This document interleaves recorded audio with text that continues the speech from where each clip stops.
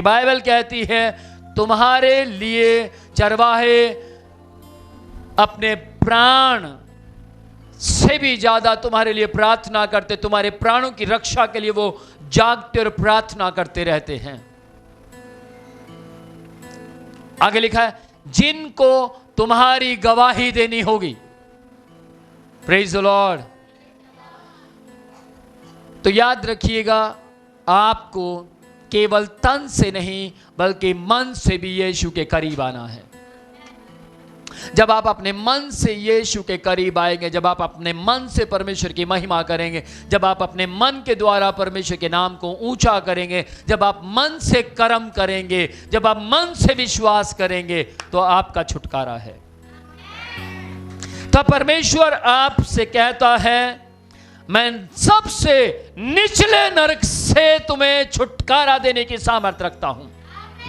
तब परमेश्वर जैसे आप मन से परमेश्वर की महिमा करते हैं, तब परमेश्वर तुरंत आपसे कहेगा मैंने तुम्हें व्यवस्था के श्राप से काठ पर लटकने के द्वारा स्वतंत्र किया है, तुम्हें श्राप से छुटकारा दिया है।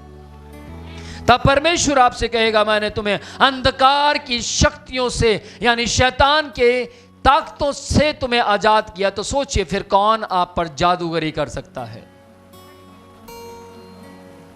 फिर कौन आपके विरुद्ध में षड्यंत्र रचेगा?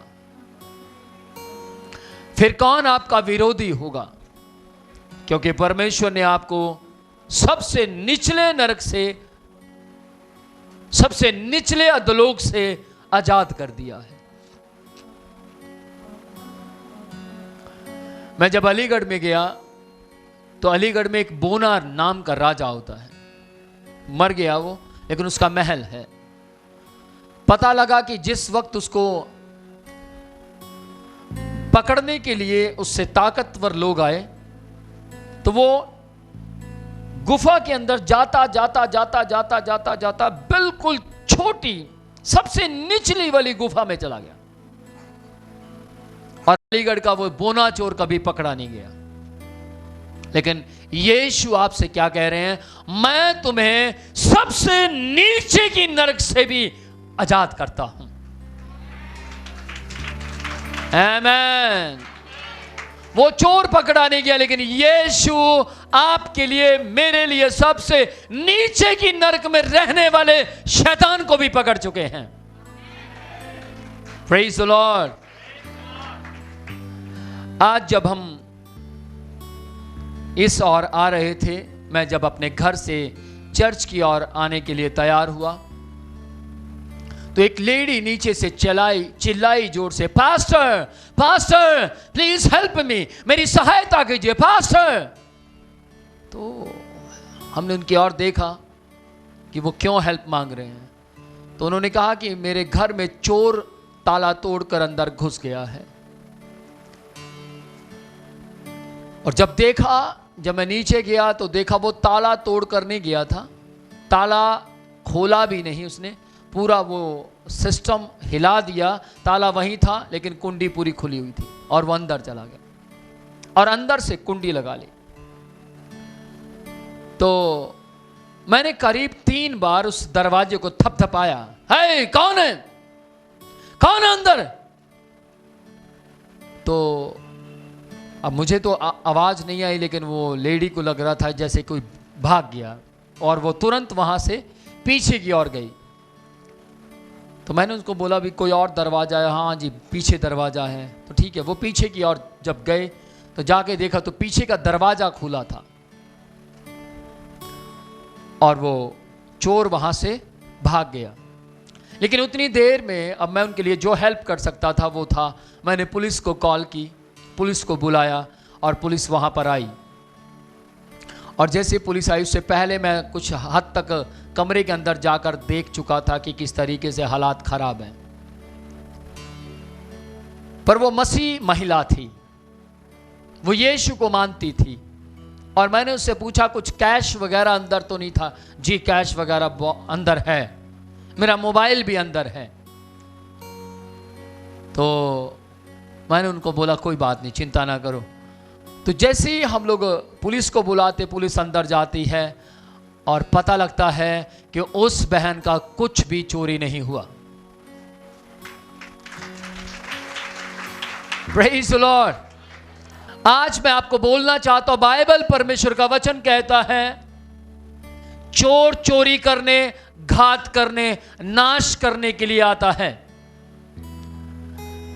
आप विश्वासी हैं, आप यीशु मसीह के धर्मी लोग हैं, आप यीशु को अपना जीवन दे चुके हैं, तो यह मत भूलिए कि आपके जीवन में आशीषें नहीं हैं। आपके जीवनों में ब्लेसिंग्स हैं, आशीषें हैं। वो आपको छुटकारा दे चुका है, वो आपको सबसे निचले नरक से आजाद कर चुका है, वो आपको काट के श्राप से छुड़ा चुका है, वो आपको शैतानी शक्तियों से फ्री कर चुका है, आजाद कर चुका है। और वो अपनी संतान नहीं बल्कि आपको परमेश्वर की संतान बना चुका है। आप परमेश्वर की संतान हैं, आप परमेश्वर के लोग हैं, ये परमेश्वर की कलीसिया है। तो सोचिए, जब आप परमेश्वर की संतान हैं तो आशीषें ट्रांसफर हो गई, हां या ना?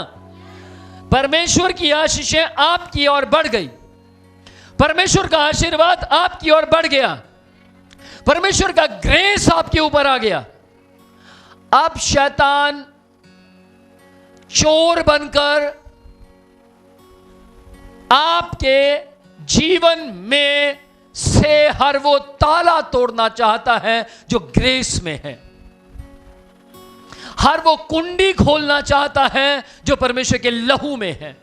और वो कोशिश कर रहा है, लगातार कोशिश कर रहा है कि आपकी जुबान को गंदा कर दे, आपको क्रोधी मनुष्य बना दे, आपको अभिलाषी मनुष्य बना दे, आपको परमेश्वर से दूर लेकर जाए, आपको परमेश्वर क्रोध करता हुआ नजर आए, या फिर आपसे परमेश्वर नफरत करने लगे, या फिर आपको वो अपने जैसा बना दे। वो लगातार इस कोशिश में है, वो लगातार आपके विरुद्ध में है, वो लगातार आपका विरोध कर रहा है, वो लगातार आपको परमेश्वर से या परमेश्वर के रास्ते से या परमेश्वर के मार्ग से, सकरे मार्ग से हटा देना चाहता है।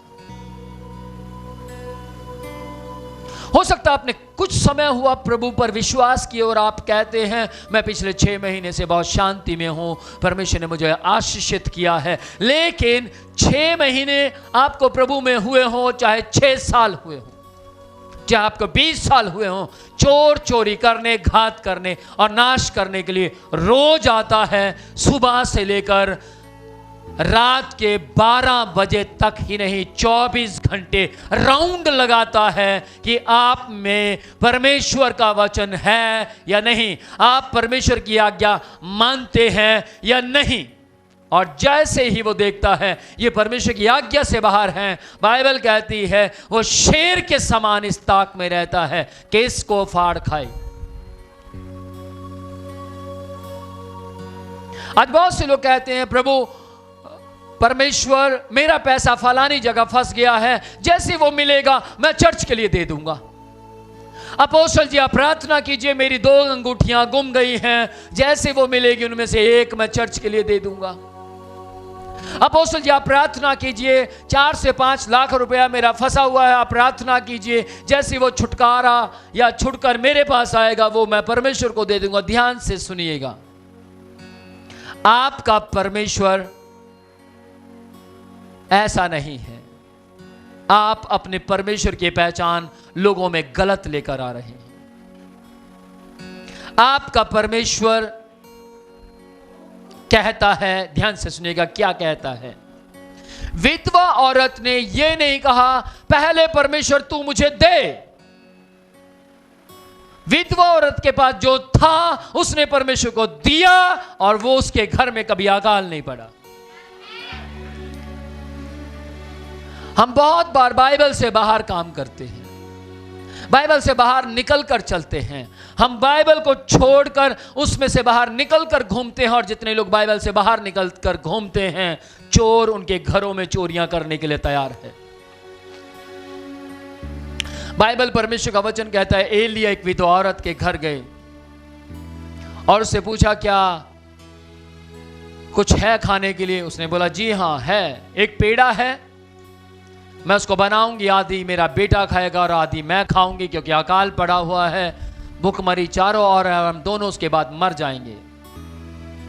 उसके बाद हमारे पास कोई उम्मीद नहीं है, उसके बाद हमारे घर में कोई अनाज नहीं है, उसके बाद हमारे पास कुछ भी ऐसा नहीं जिससे हम आगे निकल सकें या अपने जीवन में कुछ अच्छा कर सकें।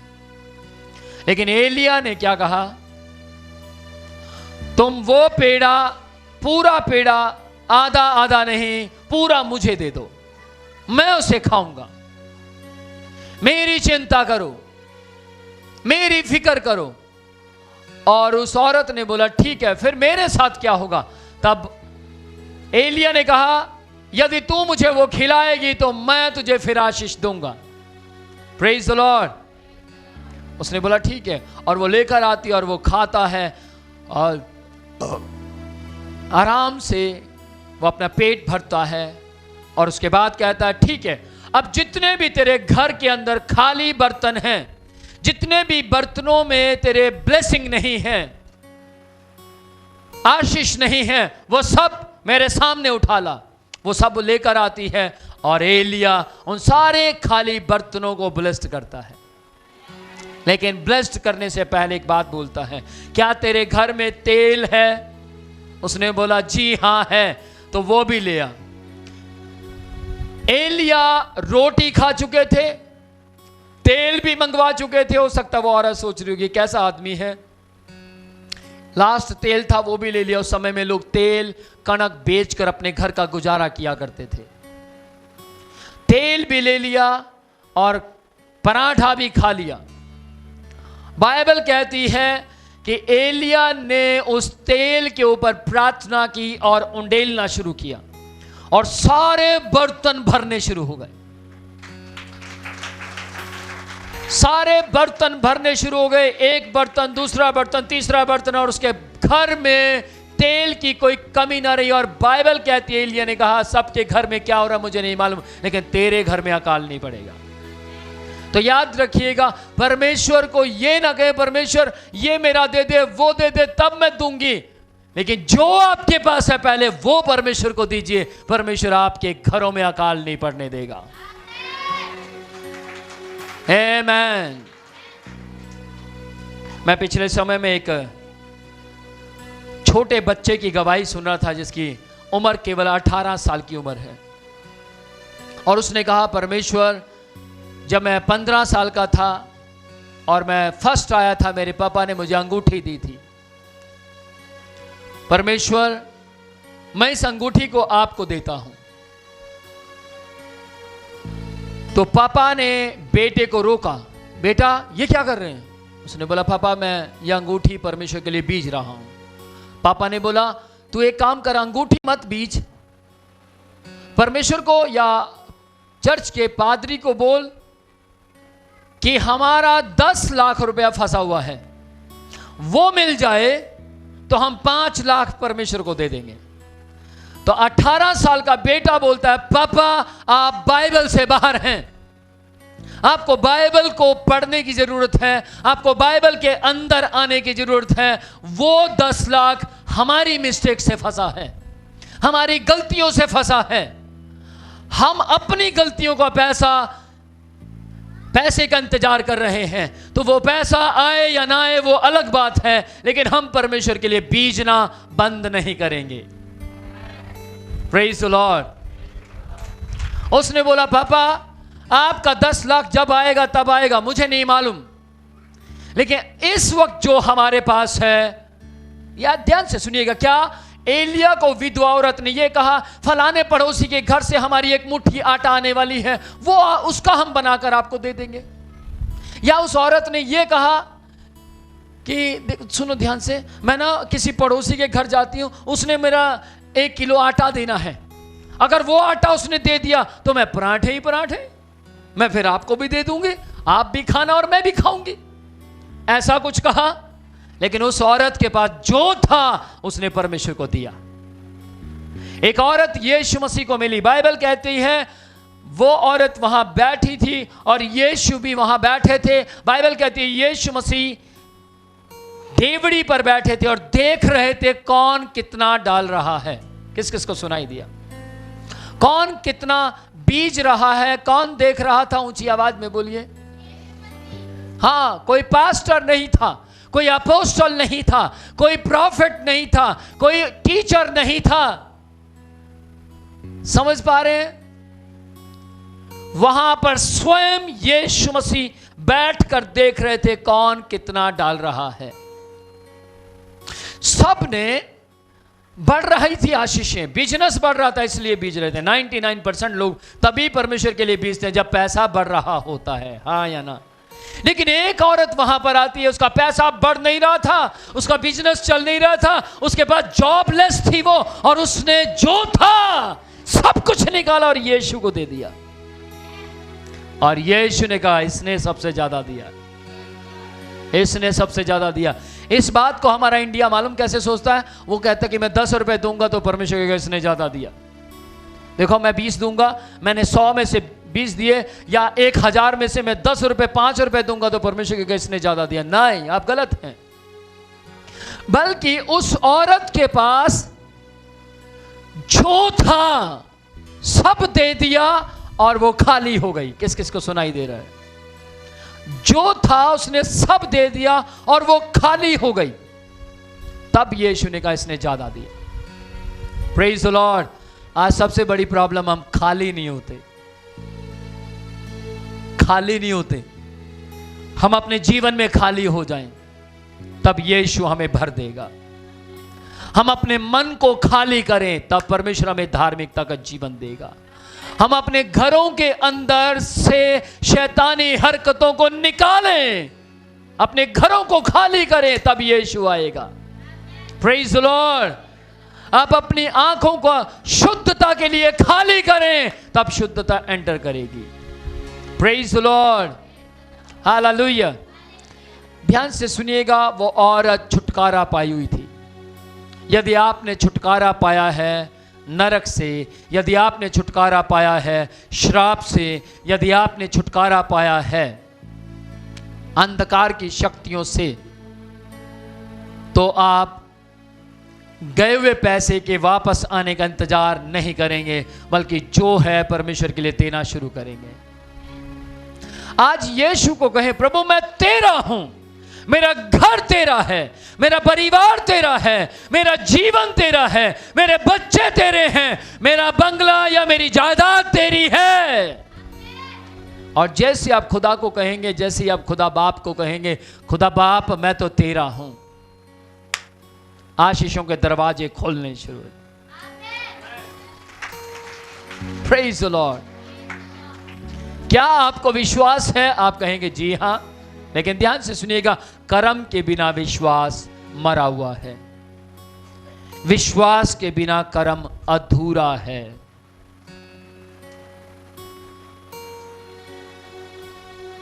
उस 18 साल के व्यक्ति ने, उस बच्चे ने साबित किया बीज कर, और उसने जैसे बीज दिया परमेश्वर के लिए, परमेश्वर को बोल दिया परमेश्वर ये आपका है, ये मेरा नहीं है। 10 लाख वापस आ गया। लेकिन कब आया? पहले बीजा। आमेन। Praise the Lord. लेकिन सोचिए हम कौन सी मनसा से बीजते हैं। हमारी मनसा सही होनी चाहिए। हो प्रभु मैंने बीजा दिए, आप दे तो रहे नहीं, दे तो रहे नहीं, दे तो रहे नहीं, देना देना परमेश्वर, बीजना। हो प्रभु दे दे दे दे दे दे। अब कई लोग कहते हैं प्रभु पैसा दे पैसा दे पैसा दे पैसा दे पैसा दे पैसा दे, ऊपर से गिरेगा, पैसा दे पैसा दे।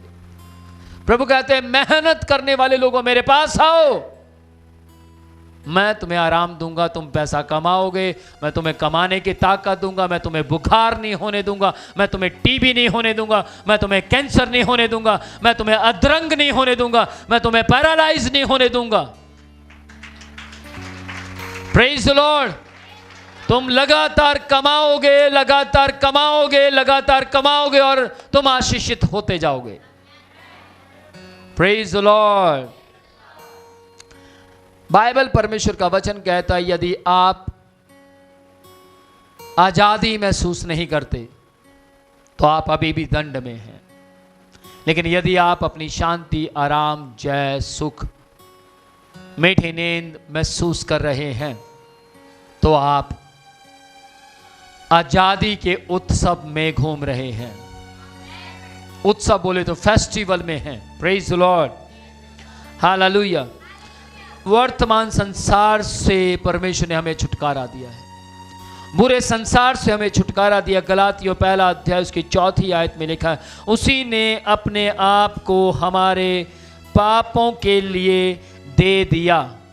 ऊंची आवाज में बोले, उसी ने हमारे अपने आप को पापों के लिए दे दिया, ताकि हमारे परमेश्वर और पिता की इच्छा के अनुसार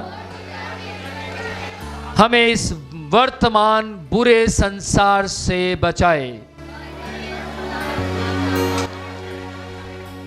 कुछ वर्जन के अंदर छुड़ाए भी लिखा है, वर्तमान बुरे संसार से छुड़ाए। यीशु आपको और मुझे आजाद करने के लिए इस काम को कर रहे थे। उसी ने हमारे पापों से आजाद होने की युक्ति बनाई। आमीन। ध्यान से सुनिएगा, बहुत बार हम पाप कुछ और ही समझ बैठते हैं, लेकिन तन और मन से परमेश्वर को ना मानना, तन और मन से परमेश्वर को आदर ना देना, तन और मन से परमेश्वर को एक्सेप्ट ना करना पाप है। परमेश्वर को परमेश्वर ना कहना पाप है। सुनाई दिया? यदि आप डायमंड को गोल्ड कहते हैं और गोल्ड को डायमंड कहते हैं तो संसार यानी वर्तमान संसार आपको बेवकूफ कहेगा। यदि आप जो परमेश्वर नहीं है उसे परमेश्वर कहते हैं और जो परमेश्वर है उसका भय नहीं खाते, उसकी आज्ञा के मुताबिक नहीं चलते, तो परमेश्वर की दृष्टि में आप बेवकूफ हैं, मूर्ख हैं, दुष्ट हैं, अधर्मी हैं। लेकिन यदि आप परमेश्वर को परमेश्वर कहते हैं और जो परमेश्वर नहीं उसको परमेश्वर नहीं कहते हैं, तो आप परमेश्वर की दृष्टि में बुद्धिमान हैं। आमीन। अपने दोनों हाथ स्वर्ग की ओर उठाएं और बोले, प्रभु यीशु, हमने छिपकर आपके सामने जो भी गलतियां की हैं उन्हें क्षमा कर दीजिए, हम पर दया कीजिए, हम पर अपने अनुग्रह को प्रकट कीजिए। हम केवल जुबान से परमेश्वर की संतान ना होने पाए, बल्कि तन और मन से भी परमेश्वर की संतान दिखाई देने पाए। हमारी सहायता कीजिए, यीशु के नाम में हम आपसे वायदा करते हैं, अब से ये जीवन हमारा नहीं, ये दौलत हमारी नहीं, ये घर हमारा नहीं, ये बच्चे हमारे नहीं, ये जॉब हमारी नहीं, ये बिजनेस हमारा नहीं, आपका है। हम ऐसा कर दिखाएंगे, हम आपके सामने प्रकट करेंगे, यीशु के नाम में। आमीन, आमीन।